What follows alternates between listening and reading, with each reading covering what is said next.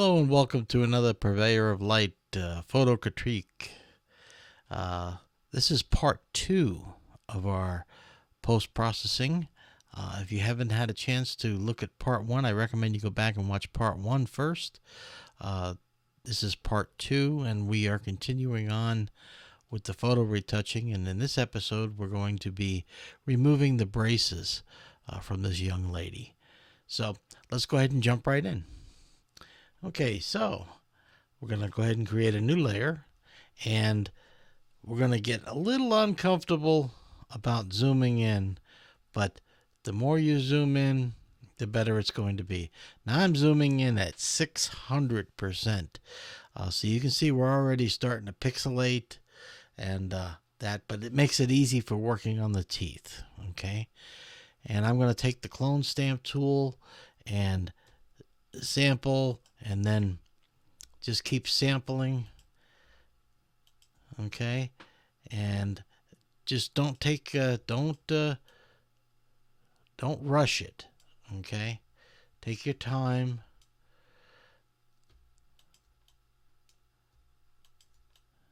and start blending and cloning. Okay, and the more patience you have, the better it's going to be. Okay, and try to avoid the teeth separations if you can. Okay, keep sampling as you go along. And again, here we're looking at, I'm going to undo that because I went a little over on that. There we go. So just be careful as you sample.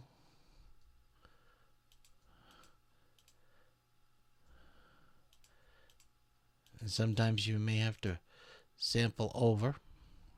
Okay, and take your time.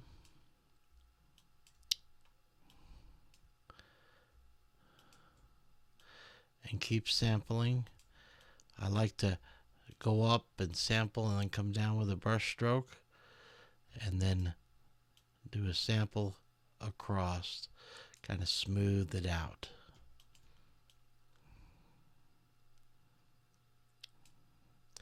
Do the same thing up here, resample, smooth it out. Hit a high point there. Okay, undo there. And again, you got to be patient. Rushing will make this job that much messier. So take your time. And remember, even though you may say, oh, it's a little blotchy or something here, remember we are at 600% right now. So any imperfections that we see are not going to be seen in the actual photograph. Okay? Trust me on this. So, get this. Oh, why are you? Oh, it would help if I hit the right key, huh? Must be getting tired today. So, resample. Keep resampling.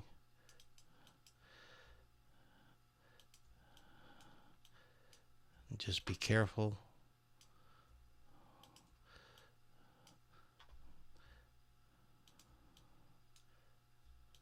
And just keep moving right along. Okay? The more you sample, the less it'll have a repeating pattern, and the less work you have to do in the end. Okay? Now you'll notice the discoloration here. Okay? Again, it's not a brace, it's just a discoloration on the tooth. Okay, if I start messing with it, I could make a disaster, and I don't want to do that. Okay, now what I am going to do is I'm going to take the smudge tool. Okay, and I'm just going to smudge to kind of blend, to make the natural contours in the teeth. Again, it's a minor thing. And again, remember, we are at 600%. So we're just trying to blend things together. Okay. So a little bit here and a little bit there. And I think we're pretty good here. So let's go ahead and zoom out to see what we're actually looking at. This is now at 100%. Okay, and you can notice that the braces have been removed and everything is looking pretty clean. So we can go ahead and move on to the next step here. So that wasn't too bad. The next step is, like I said, there's a little bit of brightening that could be done with the teeth. So to be good here, I am going to go ahead and save my work, just in case the computer decides to wants to freeze. We wouldn't want that. So, but I'm going to make a new layer, and I'm going to select the bottom layer, and I'm going to quick mask.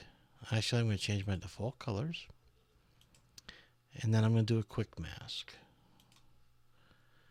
And I'm going to paint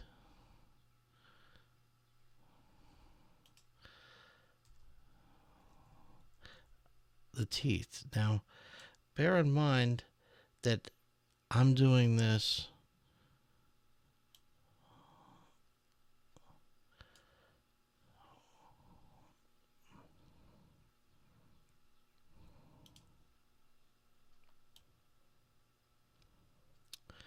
doesn't have to be exact, okay? Just an approximation. Now, I'm doing only the top right now because I want to see if by chance, because the lower teeth for some reason was actually whiter. Okay, so I've made a quick selection around the top teeth. Okay, and you can see what I'm talking about, that the bottom teeth are actually whiter than the top teeth. Okay, so I'm going to try to do an adjustment layer and a hue and saturation. I'm going to drop a new layer on here, and I'm going to try to work with the yellows. Okay, and I'm going to try to drop the saturation and boost the white.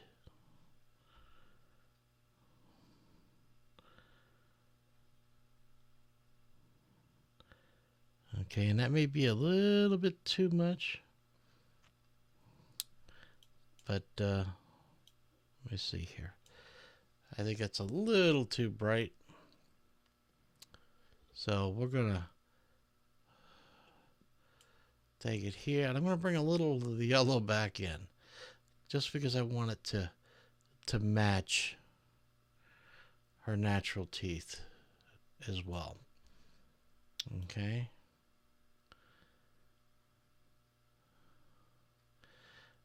And what I'm trying to do is I'm trying to match as close as I can. Okay. So let's take a look out here, and you see the before and then the after. Again, we're just taking that slight yellow tinge off the teeth. Okay, and that's the sole purpose of it. Okay, so that takes care of the dentures. Did I say dentures? I am tired today. I meant braces. Okay, so we have taken care of the braces. This girl's going to kill me if she finds out that I referred to her as having braces versus dentures. Okay, so anyhow, we've removed the braces. Okay, on to our next step, which is going to be a little dodging and burning. We want to enhance some of the highlights, as well as add some contour to the shadow areas. Okay, so in order to do that, we're going to go ahead and create a curve adjustment layer. I'm going to go ahead and hit that, and I'm going to pull it up here in the middle, just like so. Not too much, okay, just enough to brighten it up. And This one I'm going to, since we brightened, that's going to be the dodge. Okay, and now we're going to then make another curve adjustment layer, except this time we're going to pull down to do the shadows, and we'll call this the burn layer. Okay, so we go ahead and invert the masks, and so now we're ready. We have two masks with curves, one for dodging, one for burning. For some reason I always like to start with dodging, so we'll select the layer here and make sure we're on the mask itself of the dodge layer, and then we're going to look at the photograph and then determine where the highlights are, and then we're just going to try to follow the natural highlights. And I should note that I'm going at a 10% flow. You don't want to be heavy-handed. You want a subtle enhancement to the photo, not, you know, a glob of paint coming out.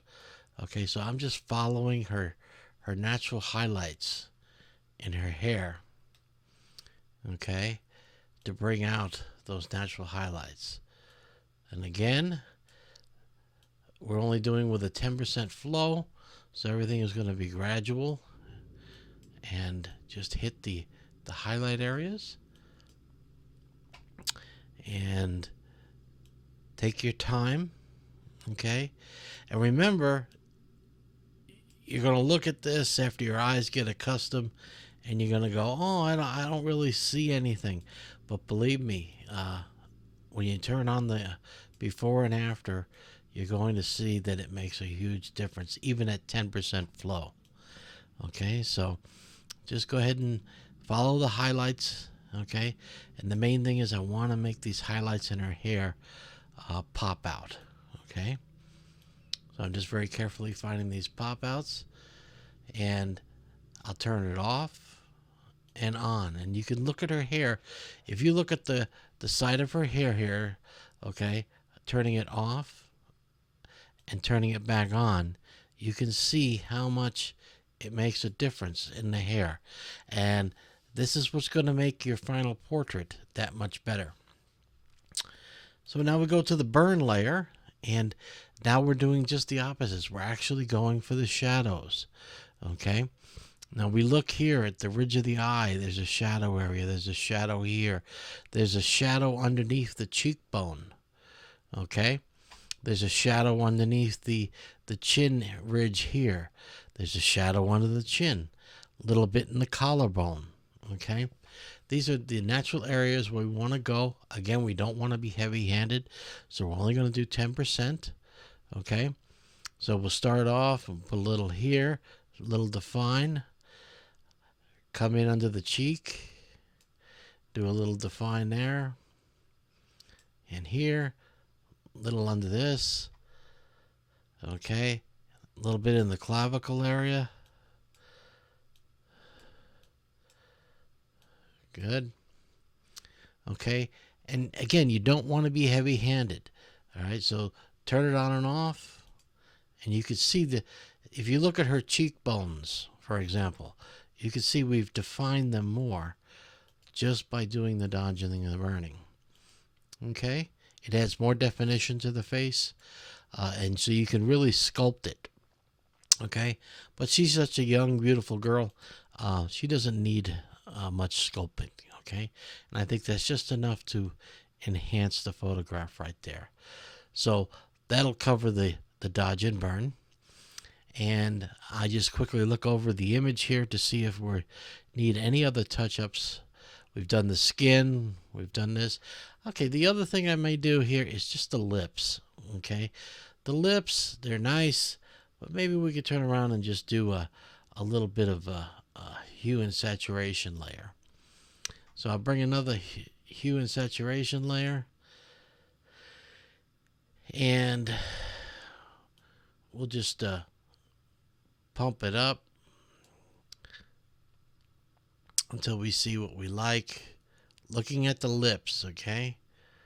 Looking at the lips only. All right, so we're going to invert the mask, and now we're going to zoom in, okay, and we're going to very carefully just, again, low flow, all right. We don't want to be heavy-handed. We just want to just paint the lips ever so slightly, okay. Adjust your brush as you go so it doesn't get too big and go over. Be very careful about the upper lip, okay.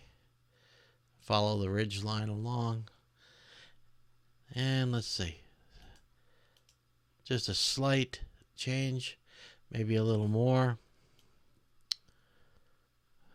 okay. Come in with the brush, do another stroke. Now remember, because I'm only doing it 10%, so going over it again is now only 20. So there we are. Okay, I think that makes the lips just stand out a little better. Okay. So, okay. So there we are. I think we have a beautiful touch up here. The skin looks good. The lips look good. The eyes look good.